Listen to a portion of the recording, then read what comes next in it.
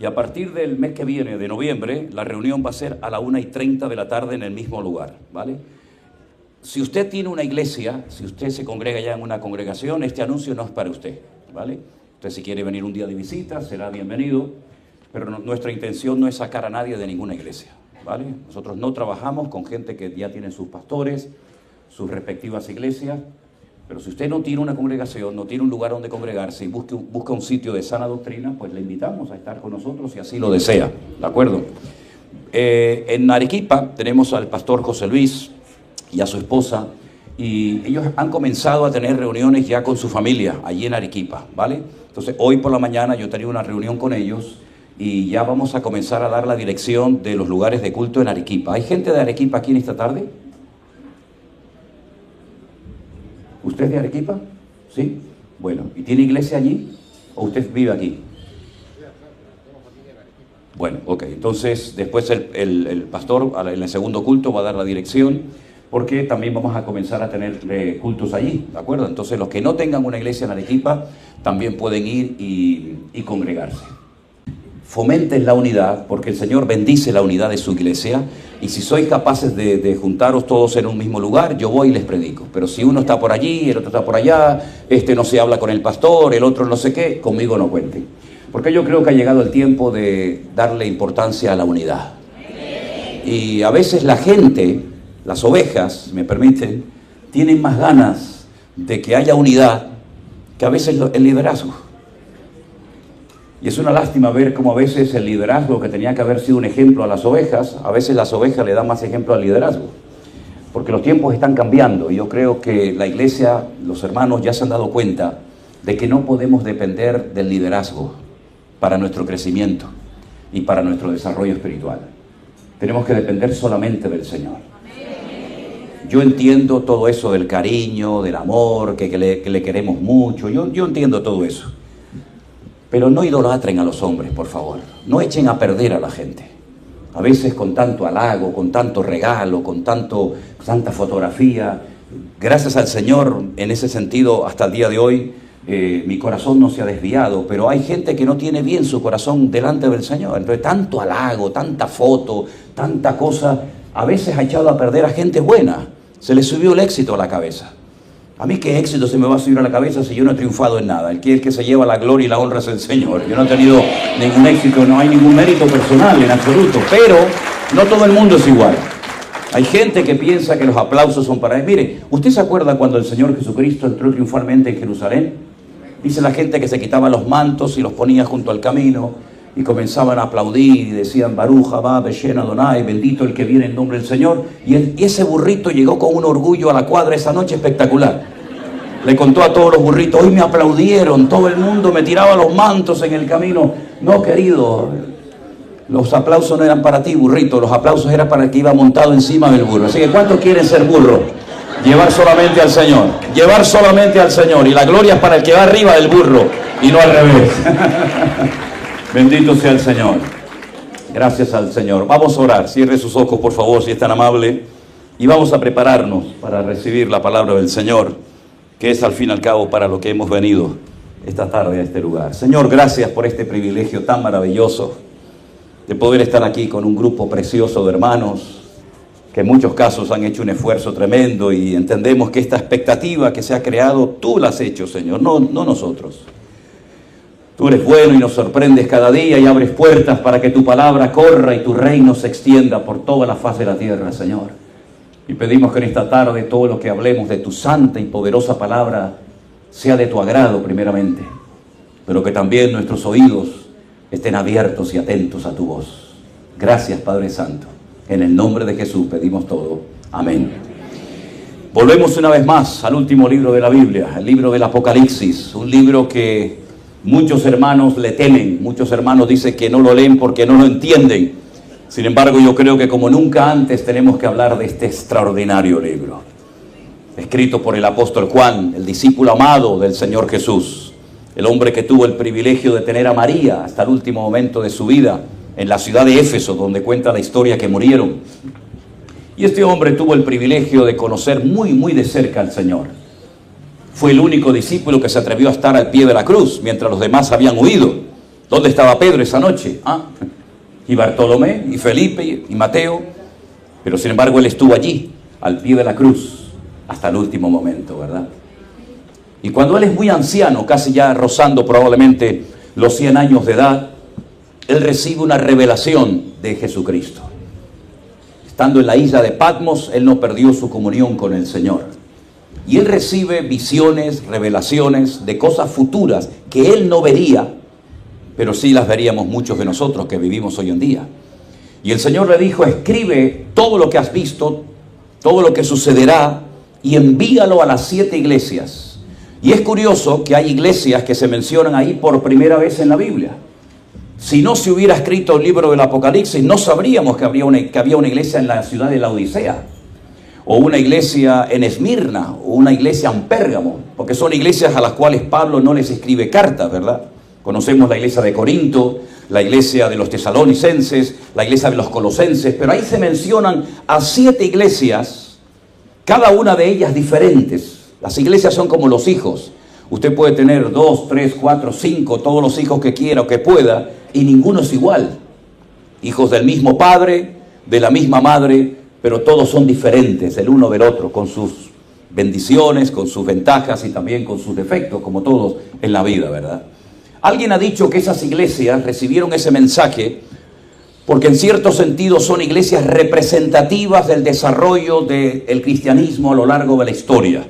Tenemos la primera iglesia que se menciona en el Apocalipsis, que es la iglesia de Éfeso.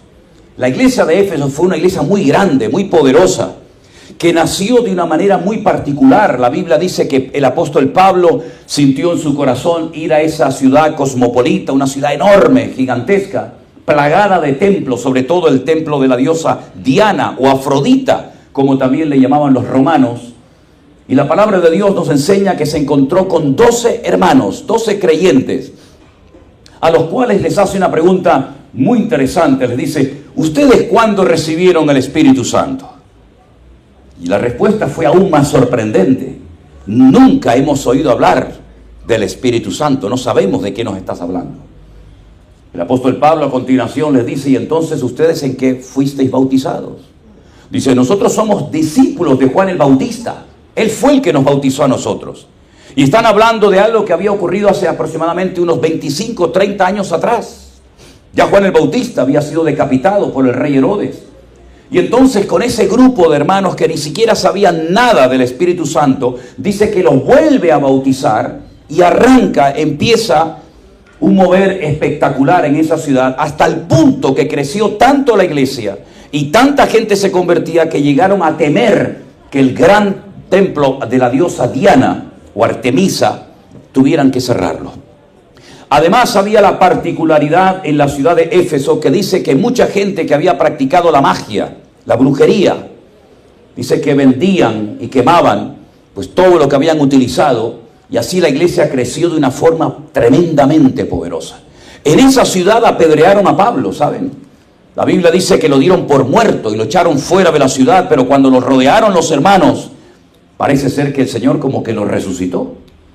La palabra de Dios dice que no solamente lo apedrearon en Éfeso, sino que además dice: yo peleé contra fieras en Éfeso. Probablemente, él tuvo que pelear en la arena de algún circo romano contra fieras, y el Señor lo guardó y lo protegió de una manera sobrenatural. En esa ciudad, en esa iglesia, contó con la ayuda de un matrimonio llamado Priscila y Aquila, ¿se acuerdan? Y estaba también Timoteo y Tiquico y Juan y la madre del Señor Jesús. Es decir, era una congregación tremendamente bendecida y privilegiada. Y cuando él se marcha, después de haber estado 2 años al frente de la obra, dejó como pastor a Timoteo, al cual le dijo: cumple con tu ministerio, predica a tiempo y fuera de tiempo, y te dije que te quedaras aquí para corregir lo deficiente.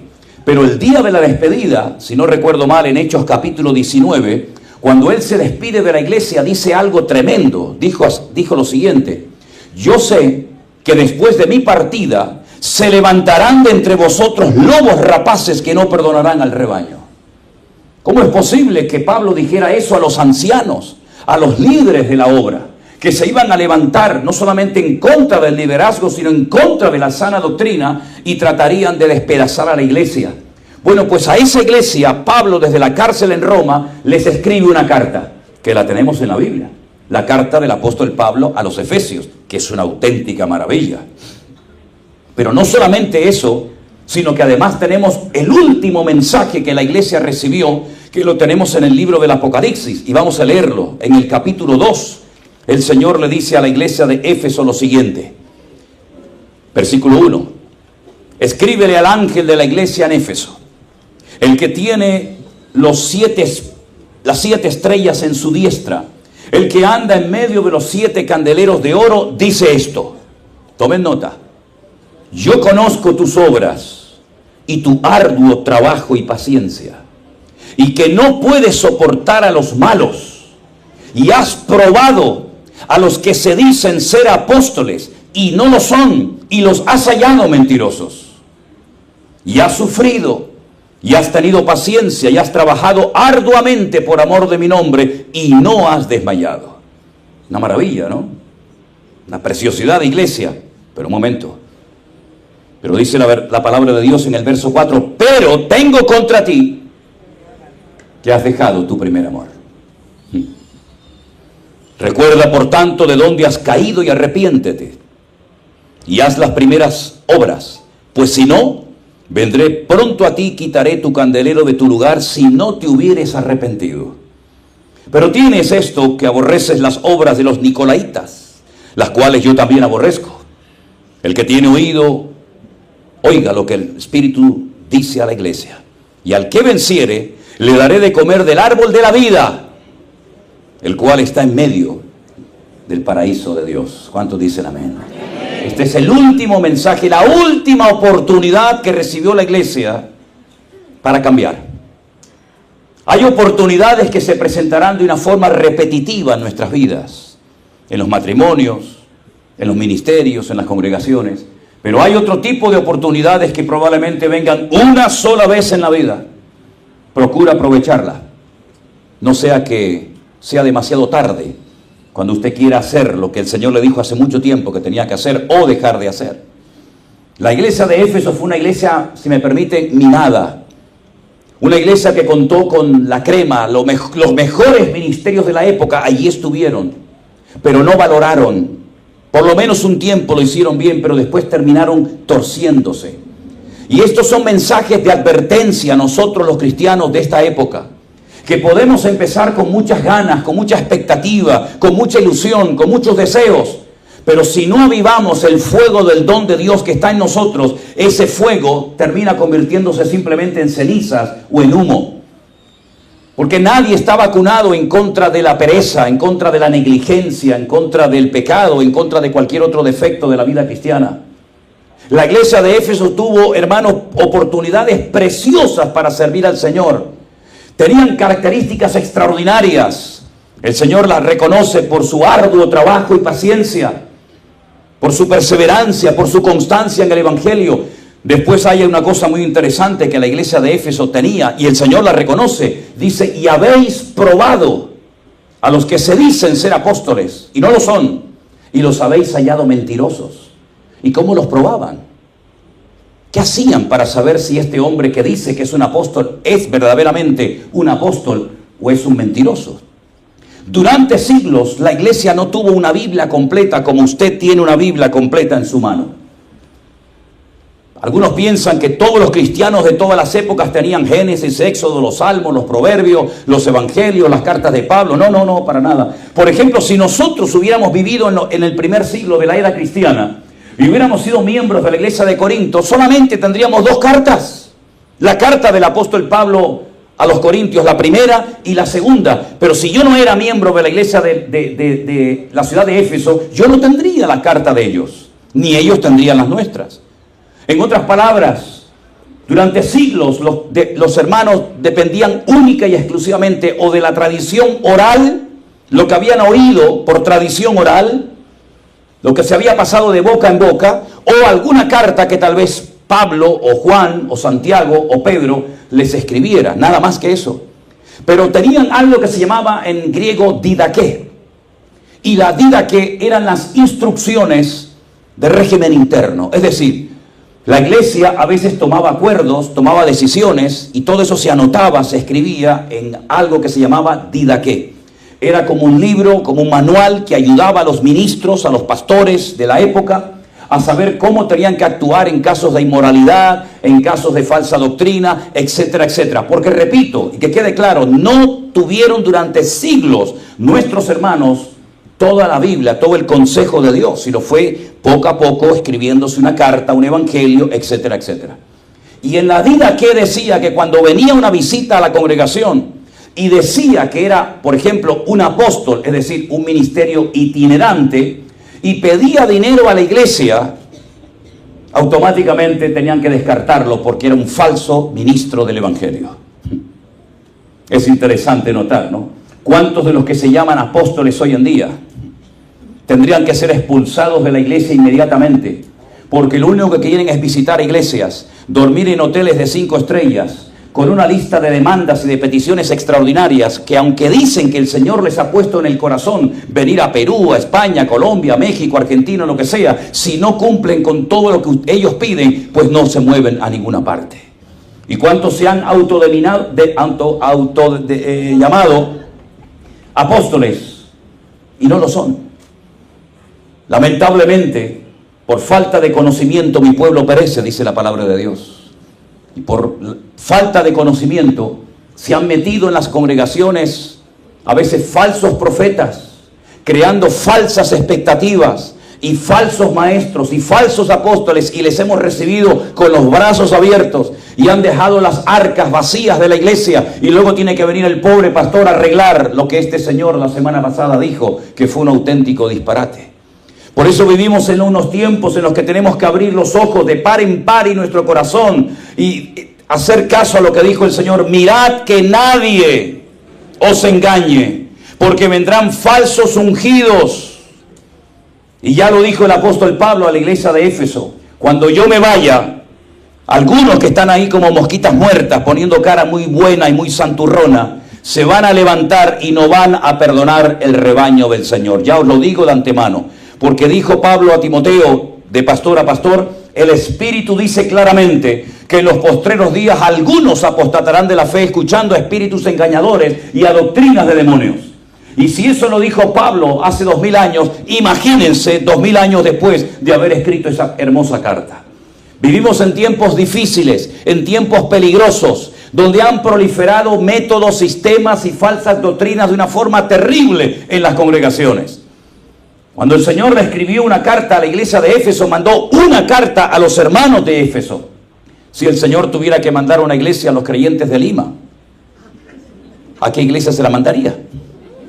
Porque yo cuando llegué al aeropuerto pasé por un barrio que creo que se llama El Callao, que me dijeron que es muy bonito, muy precioso, se puede pasear tranquilamente a las 3 de la mañana.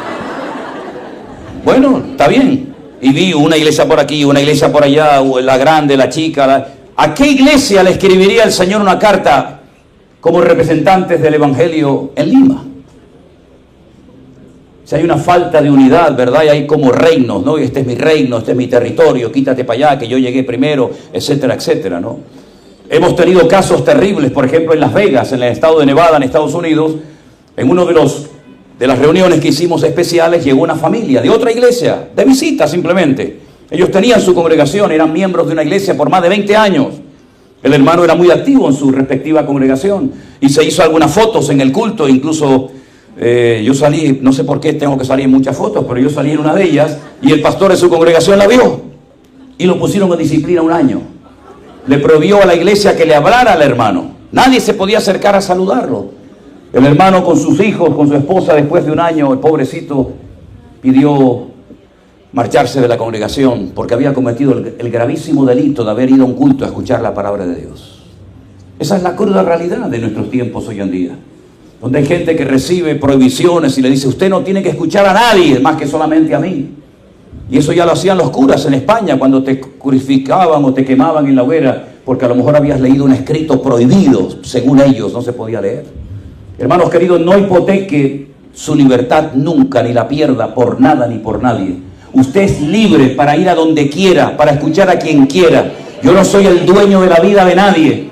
Ustedes no son mercancía, ¿verdad?, que llevan el sello, la marca de un ministerio. Ustedes llevan la marca del Evangelio, llevan la marca de Cristo. Ustedes son de Cristo y a Él es al que tienen que seguir y no a los hombres. Bendito sea Dios. Y si en algún momento usted observa, usted escucha, usted se percata de que hay alguna enseñanza rara en la iglesia, algo que se está enseñando que no es de Dios, salga corriendo inmediatamente de ese lugar. Me da igual quién predique, me da igual cómo se llame. Usted no se puede hacer copartícipe de falsas doctrinas, permaneciendo en un lugar donde probablemente el Señor se fue hace muchos años y algunos ni siquiera se han dado cuenta. La iglesia de Éfeso empezó muy bien, pero terminó muy mal. De hecho, voy a ir a Éfeso ahora, el año que viene, en el mes de mayo, y me voy a encontrar una ciudad en ruinas. No hay creyentes, no hay iglesia. ¿Por qué? Porque el Señor le dijo, arrepiéntete, vuelvan a hacer las primeras obras, piensen dónde empezó vuestra caída, dónde le abrieron la puerta al enemigo y comenzaron a perder la bendición y la gloria del Señor. Porque si no se arrepienten, si no hay un cambio genuino en vuestras vidas, quitaré la luz de la congregación. Y la quitó el Señor. Y ahí podemos ir a Éfeso y ver que todo está en ruinas. Una iglesia floreciente, una iglesia poderosa, una iglesia madre que produjo, según creen algunos, el resto de las iglesias. Sin embargo, mi querido hermano y amigo, en esa ciudad hoy en día solamente hay un montón de ruinas y de piedras tiradas por todas partes porque no se arrepintieron. Y esto es una clara advertencia, como recién acabo de decir, para la vida de todos y cada uno de nosotros. Cuidado, no baje la guardia, hermano y hermana. Esto no es cuestión de estar un mes o un par de años bien animado y ferviente en espíritu, sino hay que ser fiel hasta la muerte para poder recibir el galardón y la recompensa de parte de nuestro Dios. Así que adelante, hermano, no quite su mirada del Señor, mírelo solamente a Él. Yo siempre digo que si usted no se quiere llevar nunca ninguna desilusión, ¿verdad que me han oído decirlo? No ponga la mirada ni espere nada de nadie. Y así usted nunca se va a llevar ninguna desilusión. Si usted espera un recibimiento, si usted espera algo y no lo recibe, va a estar con cara amargado toda la vida. Y no hay peor desgracia que llamarte cristiano y vivir como un amargado. Y no disfrutas ni de Cristo ni del mundo. Esta iglesia desperdició una oportunidad preciosa. Y así podríamos ir una por una de las iglesias. Por ejemplo, en una de las iglesias del Apocalipsis dice que había una mujer que se llamaba Jezabel. No sabemos si verdaderamente se llamaba así. Hermanos, no se le ocurra nunca ponerle una hija a Jezabel, porque después del diablo, escuchen bien esto, después del diablo, en la Biblia, la persona más mala de todas las que existió fue Jezabel. Ni los perros se la quisieron comer. Dice que se cayó por la ventana, los perros empezaron a comérsela y empezaron a vomitar. Y no se la comieron. Dice que era una mujer perversa, que incitaba a su marido a hacer el mal. Ella no era judía, ella era fenicia. Se casó con un rey israelita llamado Acá y dice que lo incitaba a hacer el mal. Y la palabra de Dios nos enseña que tenía ella financiada con el dinero del gobierno de la época de la monarquía. Tenía más de 400 profetas que le profetizaban lo que ella quería oír. Era una perversa, era terrible. Ella fue la que le puso precio a la cabeza del profeta Elías. Oye, ¿han pensado esto alguna vez? Elías se sube a lo alto de un monte, la cordillera del Carmelo. Desafía a los profetas de Baal y le dice, clamad a vuestro Dios y el Dios que responda por fuego, ese será el verdadero Dios. La Biblia dice que estuvieron desde la mañana hasta bien entrada la tarde gritando frenéticamente. Hermanos, hacían cortes en el cuerpo, haciéndose daño, sangrando. Y Elías se burlaba de los profetas de Baal y decía, griten más fuerte, tal vez vuestro Dios está ocupado o de paseo, está dormido y hay que despertarle.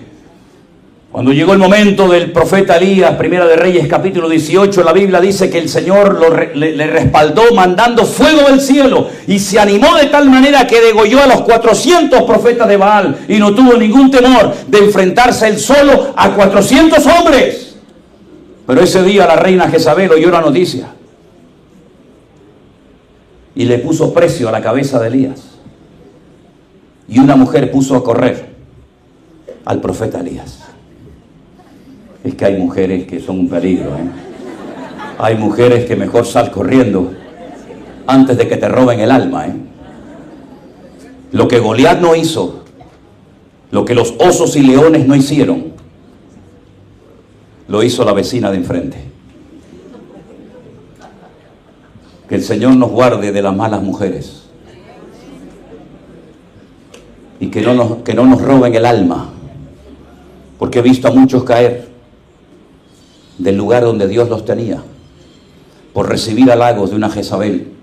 Que te infla el ego. Pero queriendo sin querer. Va por tu alma. Y tu alma es del Señor.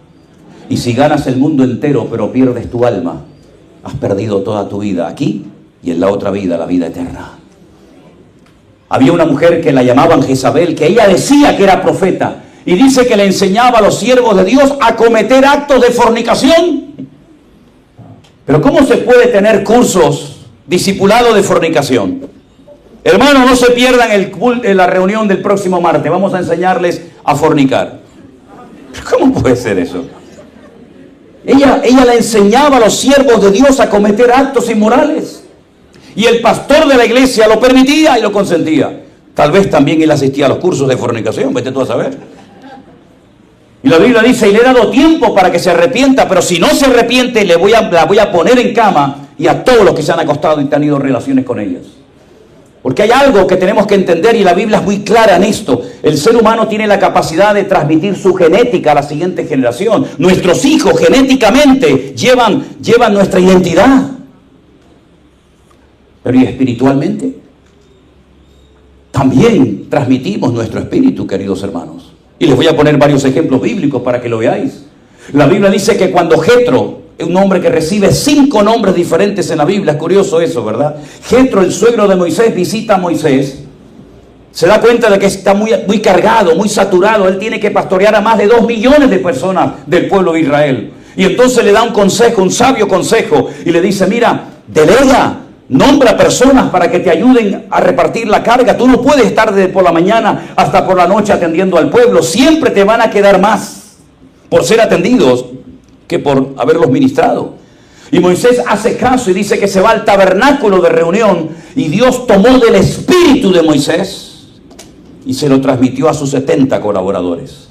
Eran como clones, eran como personas que estaban bajo la misma cobertura, bajo la misma actitud, bajo la misma enseñanza del siervo de Dios Moisés. Dios transmitió del espíritu de él a los 70. Y si alguno piensa que eso era una cosa del Antiguo Testamento, vengan conmigo al Nuevo Testamento. El Señor Jesucristo le dice a sus discípulos, vayan de 2 en 2 y preparen el terreno a las aldeas, pueblos y ciudades donde yo voy a ir dentro de unos días. Y cuando lleguen a una ciudad, si no os reciben, vuestra paz se volverá a vosotros. Pero si en una casa os dan hospedaje, os tratan bien, os dan hospitalidad, vuestra paz, ya no habla de la de él, sino de la de sus discípulos, vuestra paz reposará sobre ese hogar.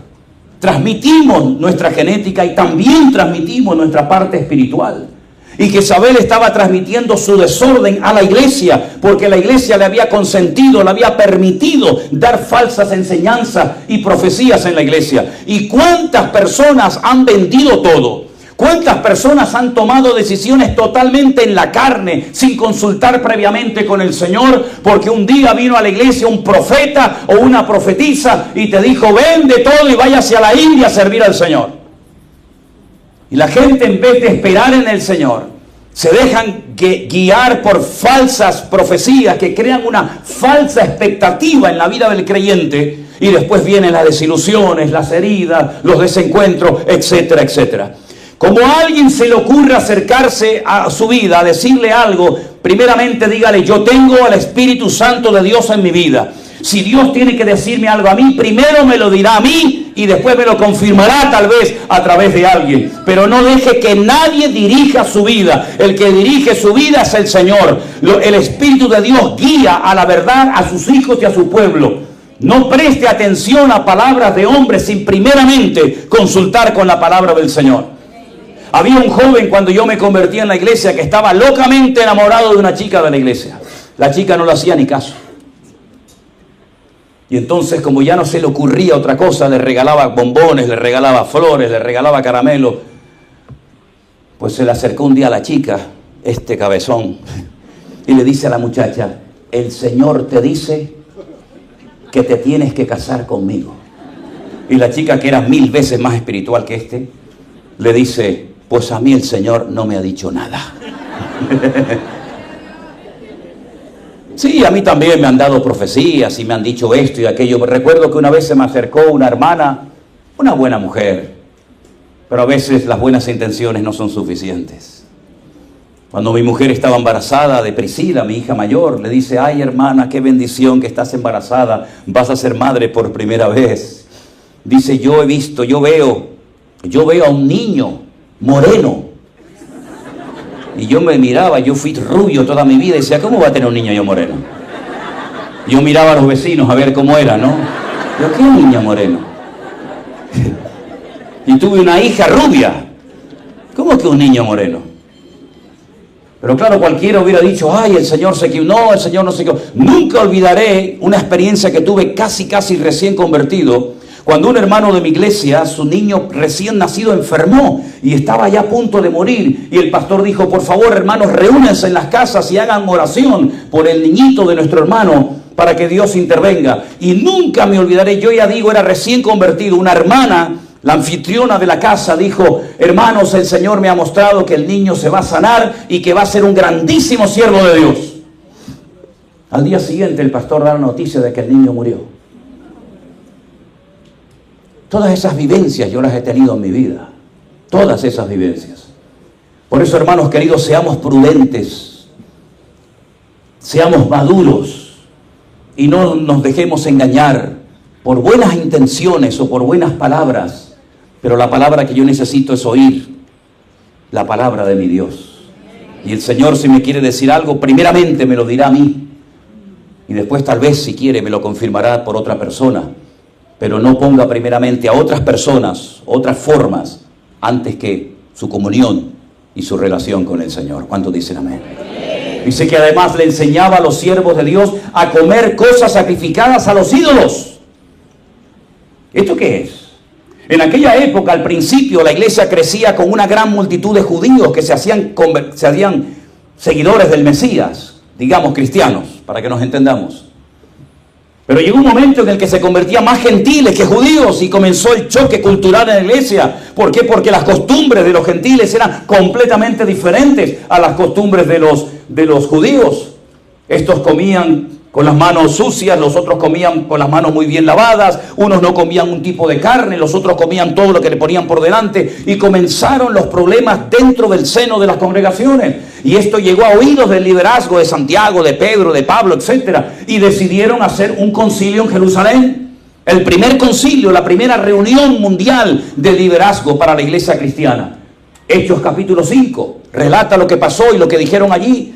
Y habló Pedro, y habló Santiago, y habló Pablo, y al final llegaron a una conclusión. Hermanos, miren, vamos a tomar medidas preventivas, vamos a hacer acuerdos, vamos a escribir esos acuerdos en carta y vamos a mandarlas a todas las congregaciones para que la gente no se marche de la iglesia ni se peleen entre los hermanos por cuestiones alimenticias. Y entonces dice: no se puede comer carne sacrificada a los ídolos. ¿Qué es eso de carne sacrificada a los ídolos? Imagínense una persona que vendía carne en una carnicería, en un negocio. Lo que hacía es que antes de venderla al público, la ofrecía a su dios, por ejemplo a Baal, a Moloch, a Milcón, a Quemos o a cualquier dios. Y ya de paso la troceaba y la vendía al público. Claro, Pablo decía que es un ídolo. Un ídolo no tiene poder ni para hacernos daño, ni para maldecirnos, ni para bendecirnos. Pero cuando nosotros oramos y bendecimos en el nombre del Señor Jesucristo los alimentos, el Señor los santifica. Pero no todo el mundo tiene esta conciencia. Hay gente que se ofende por cualquier cosa. Entonces lo que vamos a hacer es decirle a los hermanos: no coman cosas con sangre, porque esto va a ofender a otros hermanos. No coman carne sacrificada a los ídolos delante de otros hermanos para no herir su débil conciencia. Pero ahora llega esta mujer de una congregación del libro del Apocalipsis y le dice a la gente: no hagan caso a esas cosas, coman sangre, coman animales sacrificados previamente a los ídolos. En otras palabras, era ir en contra de la norma establecida por el Señor para la iglesia. Es una falta de respeto. Yo siempre he dicho que cuando uno va a un país o a una iglesia, usted tiene que adaptarse a donde va. Yo no puedo venir a Perú y cambiar las costumbres de ustedes. Yo no puedo ir a otro país, a una congregación que me ha invitado a sabiendas que ellos no creen o no aceptan ciertas y determinadas cosas, y resulta que con todos los temas que hay en la Biblia, justamente voy a hablar de lo que a ellos les puede afectar o les puede herir, cuando hay más cosas que nos unen que las que nos separan. Y tenemos que partir de la base de que no siempre estaremos de acuerdo en todo, pero sobre todo impera y reina el amor de Cristo en nuestras vidas. Hay gente entre nosotros que no creen que la salvación se pierde. Bueno, Dios lo bendiga, hermano. Y hay gente que cree que la salvación se pierde, y hay gente que no le gusta tocar las palmas, y hay gente que sí toca las palmas, y hay gente que cree en los dones del Espíritu, y otros no creen en los dones del Espíritu, pero hemos aprendido a convivir y a respetarnos y a apoyarnos, e incluso a trabajar juntos por amor a Cristo y por amor a las almas perdidas. Eso es madurez en el Señor Jesucristo. No todos vamos a estar de acuerdo en todo. Nunca se llegará a una concordia 100% absoluta, pero sí tenemos que amarnos y respetarnos a pesar de nuestras diferencias. ¿Cuántos dicen amén? Amén. Y creo que la iglesia virtual, si de algo ha servido, es para mostrarle a las iglesias, para mostrarle a los pastores y para mostrarle a los creyentes que somos capaces de estar unidos, trabajando juntos en el nombre del Señor, aunque tengamos diferentes opiniones en cuanto a algunos temas, pero nuestro objetivo es levantar en alto el nombre de Cristo y no el nombre de mi iglesia ni de mi denominación. ¿Se da cuenta? Y hay creyentes que no son conscientes de esto. Y mientras el mundo se está perdiendo, nosotros estamos discutiendo y perdiendo el tiempo en discusiones absurdas y ridículas que no sirven ni van a conducir a ninguna parte. Entonces esta mujer era un peligro para la iglesia y nadie se atrevía a ponerla en su sitio.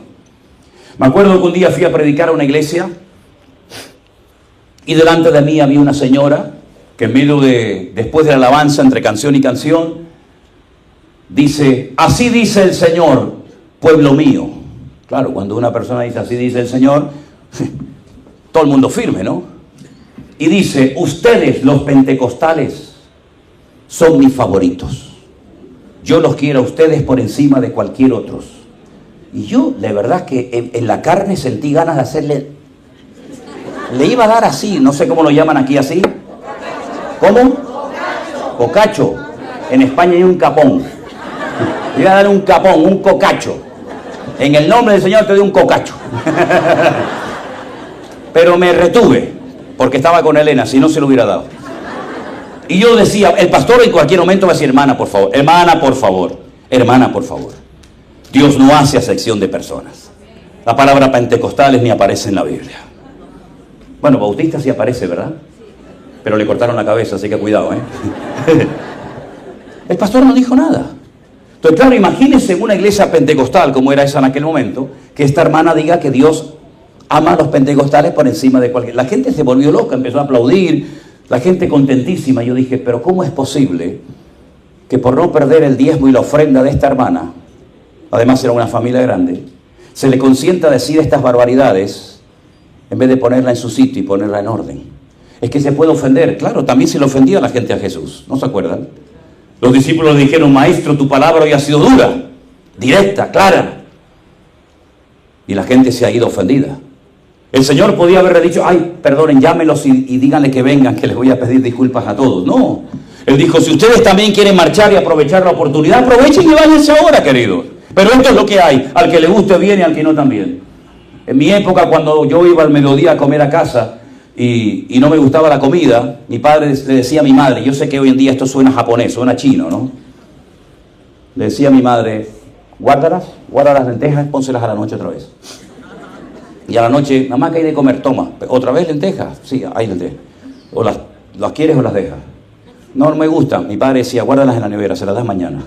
Al final me comía hasta el plato. Hasta el plato me comía. Ahora no me invite a nadie a comer lentejas, ¿eh? No, sí me gusta. Entonces, mis queridos hermanos, a veces es necesario que nos llamen la atención. A veces es necesario que el Señor nos tire de las orejas, ¿sí o no? Al rey David le tuvieron que tirar de las orejas. Al rey David, al hombre más cerca del corazón de Dios, al dulce cantor de Israel, le contaron ahí una historia de una ovejita que es que aquello. Y al final el profeta Natán le dice: ese hombre eres tú, David, que te crees que porque eres el rey y el ungido de Jehová puedes hacer lo que te dé la gana. Te equivocas. La unción no es para darte rienda suelta en tus apetitos e impulsos carnales. La unción es para servir a tu pueblo y honrar a tu Dios. Y tú has utilizado tu poder, tu autoridad, incluso tu masculinidad para robarle la única ovejita que tenía uno de los hombres más apreciados de tu ejército. Y crees que no ha pasado nada, pero sí ha pasado. Y eres digno de muerte. Y este hombre, gracias a Dios que se arrepintió y pidió perdón al Señor. Lean el Salmo 51, es espectacular. Y el Señor le dio otra oportunidad, porque Dios perdona y olvida. Amén, hermanos. Y Dios da una oportunidad, y 2 y 3, aprovéchela. Pero dice la Biblia, pero vete y no peques más, para que no te venga una cosa peor encima. Y cada una de las iglesias que recibe el mensaje del Apocalipsis es diferente. Todas son diferentes. Nosotros trabajamos, la filosofía del Centro Evangélico Vida Nueva es que nosotros somos una sola iglesia. Pero son más, claro, somos más. Pero con la mentalidad de que somos una sola iglesia. Cuando uno llora, todos lloramos. Cuando uno ríe, todos reímos. Cuando hay una necesidad aquí, todos apoyamos a esta necesidad. Cuando sobra aquí, ayudamos a los que no tienen. Con esa filosofía de trabajo trabajamos. No es mi iglesia, mi batería, mi guitarra y los demás no tienen nada, pero a mí me sobra de todo. No trabajamos con ese espíritu egoísta, ¿verdad? Sino todo lo contrario, abrimos la mano porque hemos aprendido que más bienaventurado es dar que recibir. Amén, hermanos. Pero permítame unos minutos hablar de la última iglesia. Qué triste, qué lamentable. La de la Odisea. Capítulo 3, verso 14. Qué triste, ¿verdad? Una iglesia así. Si esto fuera solamente algo del pasado, bueno, gloria a Dios, ahí está, ¿no? Pero lamentablemente hay muchas laodiceas hoy en día en el mundo.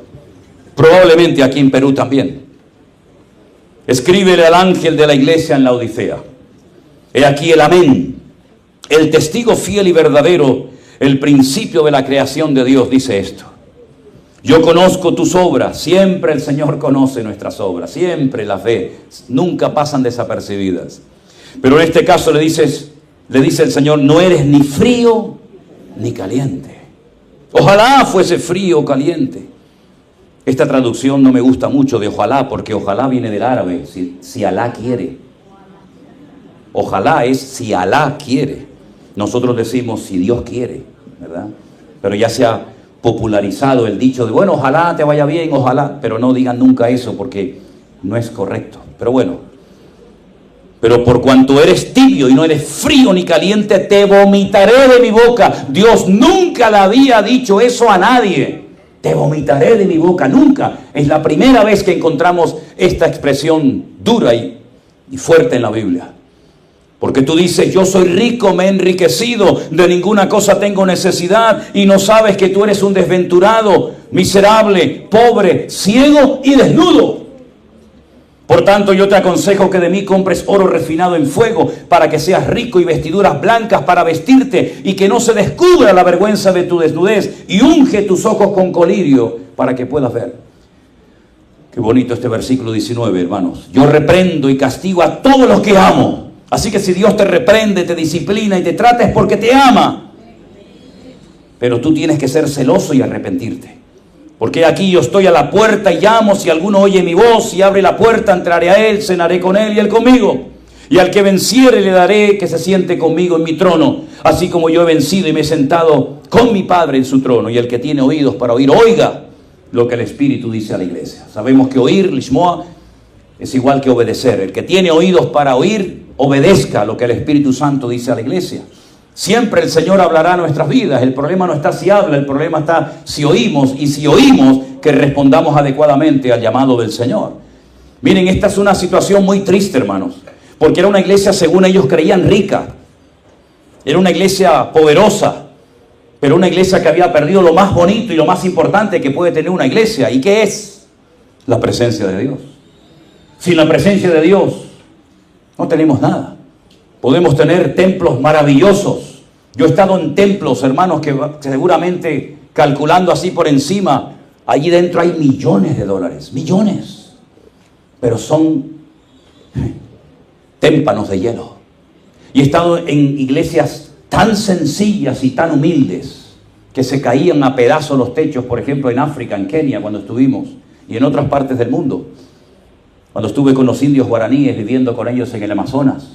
predicándoles la palabra. Había más presencia de Dios debajo de una choza, allí en el río Amazonas, que en muchas catedrales evangélicas en las que he tenido la oportunidad de predicar la palabra. Ellos decían: nos hemos enriquecido, de ninguna cosa tenemos necesidad. ¿Cómo es posible que un creyente, hermano, cómo es posible que una iglesia diga: no necesitamos de nada? Yo veo que tenemos necesidad de un montón de cosas, hermanos. Necesitamos más oración, necesitamos más compromiso, necesitamos más obreros, necesitamos más recursos. Cada día nos damos cuenta de que somos un pueblo con grandes carencias y necesidades. Pero ellos habían dado lugar al orgullo, que es un pecado terrible, porque te ciega. Para mí hay dos pecados que son tremendamente peligrosos.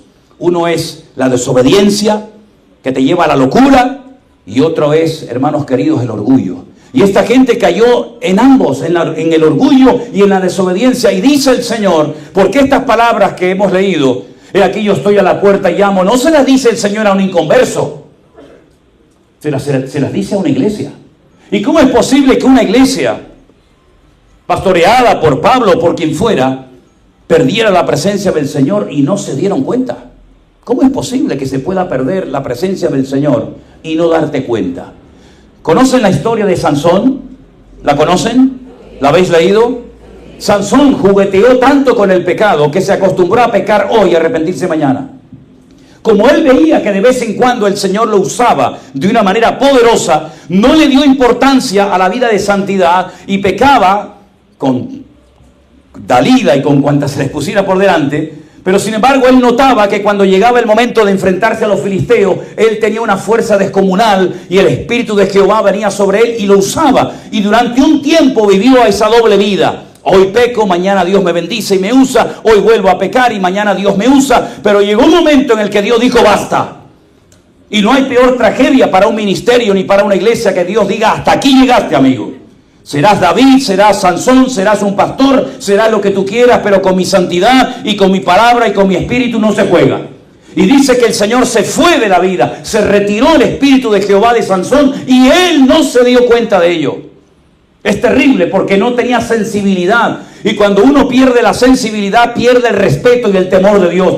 Hermanos, que nunca se vaya el respeto en la casa del Señor. Que nunca pensemos que puedo pecar el viernes y el domingo vengo al culto, tomo la Santa Cena y no pasa nada. Que Dios nos cuide de vivir esa vida hipócrita y falsa y religiosa. Le pasó a Sansón, le pasó también a Saúl. Saúl perdió su vida, su reino, su familia, todo lo perdió porque le dio lugar a los celos. Espero que nadie tenga ese problema, porque una persona celosa, me da igual si eres hombre o mujer, es una persona peligrosa. La gente celosa son gente acomplejada. Y la gente celosa son gente tremendamente peligrosa. No le deis la espalda porque te la juegan en cualquier momento. Saúl pensaba que David lo odiaba, y si alguien respetaba y amaba y apoyaba al rey, ese era justamente David. Pero él le dio rienda suelta a los celos, y los celos lo terminaron amargando. Te hacen ver cosas que no existen, amplifica la realidad y tú te creas una realidad paralela. Como si fuera una especie de ¿cómo se llama? Esta cosa de las matemáticas y de la física cuántica, ¿no? Estás de pie o sentado, ambas cosas. Bueno, pues él creía que aquel hombre lo odiaba y movilizó todo su ejército y toda su economía y todo su tiempo y energía, la invirtió en matar y en destruir a David por los celos amargos que le dominaron su vida. No dormía, no comía, no vivía, era un amargado, era un hombre peligroso, no solamente para los demás, sino incluso para sí mismo. Y dice que el Espíritu de Dios se apartó, se fue de él, y un espíritu malo de parte del Señor vino a atormentarlo. Y la única manera de poder tener un poco de alivio y sentirse un poco bien era cuando le permitía a David venir y tocar música. Y esa música, hermanos, era una música tan ungida que el espíritu malo se apartaba de él, sentía alivio y se encontraba mejor. Espíritu, alma y cuerpo eran afectados por la música ungida del joven David. Y se fue el Espíritu de Dios de él y no se dio cuenta, otro más. Y aquí encontramos ahora a la iglesia de la Odisea. He aquí estoy a la puerta y llamo. Pues si está a la puerta es porque no ha entrado. Y nadie oía el llamado del Señor. Se sobreentiende que estamos hablando en un lenguaje metafórico, ¿sí o no? No es algo literal. Pero para que nos entendamos, he aquí estoy a la puerta y llamo, si alguno oye mi voz y abre la puerta, entraré a él, cenaré con él y él conmigo. Lo cual quiere decir que la iglesia cantaba, celebraban un culto no sé a quién, pero el Señor no estaba. Y hay un libro espectacular que a mí me encanta leerlo.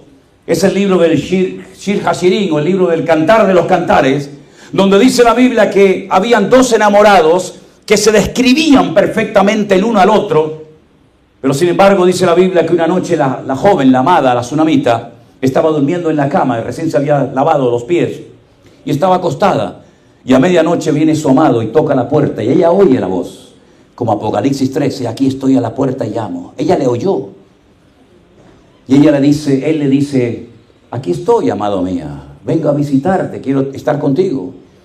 Y ella le dice, me acabo de lavar los pies. Probablemente el suelo era de tierra y dice, no me quiero volver a manchar los pies. En otras palabras, ¿qué le está diciendo? No merece la pena el esfuerzo. No merece la pena volver a levantarme para abrirte la puerta a ti. Te quiero, pero no me pidas nada, que es lo que hacen muchos cristianos. Dame, pero no me pidas nada. Pero hay un momento que ella se percata de la locura que está haciendo, y cuando va corriendo a la puerta se da cuenta que el amado ya no está, se fue. Pero dice que allí se quedó el aroma, el perfume, y ella dice que enferma de amor comienza a recorrer las calles de la ciudad santa de Jerusalén y le dice a la gente, ¿habéis visto a mi amado? ¿Alguien ha visto a mi amado? Y la gente dice, ¿tu amado? ¿Y tu amado quién es? ¿De quién me estás hablando? Y ella lo describe, hermanos, de pies a cabeza. Cómo son sus muslos, sus dientes, sus ojos, su boca, su pelo. Lo describe de una forma perfecta porque lo conocía. Pero la presencia de su amado se le fue porque no fue capaz de forzarse a levantarle la puerta a su amado. La apalean, la humillan, la ultrajan. Y dice que enferma de amor, queda dolorida y rota, hasta que finalmente se vuelve a producir el encuentro entre su amado y ella, y todo vuelve a la normalidad. Hermanos queridos, si alguien aquí en esta tarde ha bajado la guardia y le has dado lugar al pecado y vive simplemente una vida teórica, porque tal vez te criaste en la escuela dominical y tu mamá te trajo desde el vientre a la iglesia, ni siquiera habías nacido, pero sin embargo ya estaba tu presencia, tu cuerpecito en la iglesia. Permíteme decirte que tú no puedes vivir de las glorias del pasado, ni puedes estar toda la vida dependiendo de que la abuelita, el tío, el primo, el pastor oren por ti, sino que ha llegado el tiempo de que crezcas, madures y te acerques al Señor. Porque el Señor no quiere que vivas una vida superficial, que lamentablemente cada vez abundan más cristianos superficiales, que saben la Biblia de pe a pa, saben las historias, saben todo lo que el Señor hizo, dijo y enseñó, pero cuando llega la hora de la verdad no ponen en práctica todo el conocimiento de la palabra. No pierdas nunca la sensibilidad, ni el respeto, ni el temor a Dios, porque la Biblia dice que el principio de la sabiduría es el temor a Dios y aborrecer el mal. Por eso dice el apóstol Juan, autor de este libro del Apocalipsis, que si alguno continuamente practica el pecado, es evidencia de que esa persona no ha conocido a Dios, ni el amor de Dios se ha perfeccionado en él. Claro que somos pecadores, claro que tenemos debilidades y podemos pecar, pero no deliberadamente. No como algo constante y permanente en nuestra vida, sino como algo esporádico. Y en el momento en el que sentimos que hemos ofendido al Señor, automáticamente le pedimos perdón y el Señor es amplio en perdonarnos. Pero no te acostumbres a llevar una vida de desorden, de pecado. No me presentes a tu compañera diciendo que es tu esposa cuando tú sabes que no es tu esposa. No me presentes a tu marido diciéndome que es tu marido cuando sabes que estás conviviendo y tú no estás legalmente casado. No me vengan con cuentos ni con apariencia, porque el Señor está harto de nuestras apariencias. El Señor quiere vidas santas, iglesias sin mancha, sin arruga, que vivamos lo que creemos, que practiquemos lo que leemos en la palabra y que no simplemente digamos amén. No se conforme con sacarle una foto a un pastor que viene de 1000 y pico kilómetros o de no sé cuántos kilómetros. Hermano, su meta en la vida no es agradar al pastor. Su meta en la vida es adorar a aquel que murió en la cruz del Calvario por usted y dar su vida por él y renunciar al pecado en el nombre de Jesús. Bendito sea Dios. Eso es lo que Dios quiere para nuestras vidas. Y si alguien tiene que cambiar, no es Él. Él no tiene que cambiar en nada, Él no tiene que pedirnos perdón absolutamente por nada. Somos nosotros los que tenemos que vivir humillados delante del Señor. Y pedirle perdón por las veces que hemos dudado de Él. Porque hay creyentes que tal vez no con sus palabras, pero sí con sus acciones y con sus actitudes desconfían de Él. Conocí a un creyente que me decía, hoy estoy triste. Y le dije, ¿por qué? Dice, porque hoy me dijo el horóscopo que iba a tener un mal día. Y yo le digo, ¿el qué? El horóscopo. Qué triste cuando uno va por las calles y ve en los colegios, en los restaurantes, en las cafeterías y en los hoteles calabazas, brujas, arañas. Qué triste, ¿no? Tan bajo ha caído la sociedad que le ha dado las espaldas al Dios de amor, al Creador del universo, pero se ha abierto a las brujas, a una fiesta macabra que muchos no tienen ni idea de dónde viene esto, que no tiene nada que ver con Sudamérica ni con Latinoamérica, sino en una fiesta de los druidas irlandeses que adoraban a los demonios. Iban por las casas diciéndole a la gente, o me das dinero y comida, o te maldigo la casa y tu familia. Y hemos convertido algo macabro y satánico en una fiesta que hasta algunos cristianos hasta la celebran. Me acuerdo una noche fuimos a visitar a un hermano en Madrid y cuando nos abrió la puerta, el hijo venía vestido de Drácula. A mí me dieron unas ganas de darle un sopapo al tipo este. De verdad te lo digo, ¿eh? Es que hay momentos que yo digo, pero yo no sé si soy de otro planeta. Un tipo así de grande, con unos colmillos así, con una capa negra, como con sangre. Me dieron ganas de darle un golpe y decirle, pero tú, ¿qué estás haciendo, tarado? ¿Qué estás haciendo? Sí, pastor, pasa adelante. Y aquello era, hermano, la casa del conde Drácula era aquello. Digo, pero ¿qué es esto? ¿Qué es esto? ¿Dónde está Dios en este lugar? Sí, pero si le digo cómo estaba la pastora, hermano. Y el pastor, bueno, aquello era para salir corriendo de aquel lugar. Pero era una fiesta, ¿verdad? Hemos abierto la puerta a los demonios, hemos abierto la puerta a fiestas macabras. Cuando las culturas, todas las culturas han sido impregnadas por el pecado. Y no somos nosotros los que tenemos que practicar las cosas de la cultura o las tradiciones de nuestros pueblos ancestrales, sino que nosotros tenemos que adaptarnos a la cultura bíblica. Y la cultura bíblica está bien clara en la palabra del Señor, mi querido hermano. Por lo tanto, salgamos del mundo, aunque vivamos en el mundo, no, aunque vivimos en este mundo, no somos de este mundo, queridos hermanos. ¿Saben que hay muchos jóvenes que se están convirtiendo al Islam en Europa para que no le hagan bullying en las escuelas? Porque si no, nadie habla con ellos, nadie juega con ellos, se quedan solos en el patio, en el recreo, no tienen amistades, no tienen amigos y encima se burlan de ti y entonces se hacen musulmanes para tener amistades. Mis queridos hermanos, que Dios nos guarde y que Dios nos ayude a darnos cuenta de que estamos en tiempos difíciles y en tiempos peligrosos, pero donde tiene que verse la identidad de los cristianos como nunca antes. Tenemos el mayor ejemplo de todos y es nuestro Señor Jesucristo. Yo quiero que en esta tarde tú le digas al Señor, Señor, ayúdame a agradarte en todo lo que haga y que mi estilo de vida se parezca a ti. Y si hay algo de carne, algo de mundo en mí, arráncalo totalmente de mi corazón. No améis al mundo ni las cosas del mundo, porque las cosas del mundo son pasajeras. Ama al Señor tu Dios con toda tu alma, con todo tu corazón y con toda tu fuerza, y todo te irá bien y serás bendecido y prosperado por la mano de nuestro Dios. Cierra tus ojos, por favor. Aleluya. Bendito sea nuestro Dios. Aleluya. Bendito sea nuestro Dios. Ahí donde está usted, hermano, tome las decisiones que crea oportuno a tomar. Pídale al Señor en esta tarde, Señor, ayúdame a hacer tu voluntad, agradarte. Entonces, si hay alguna palabra, si hay alguna costumbre, si hay alguna tradición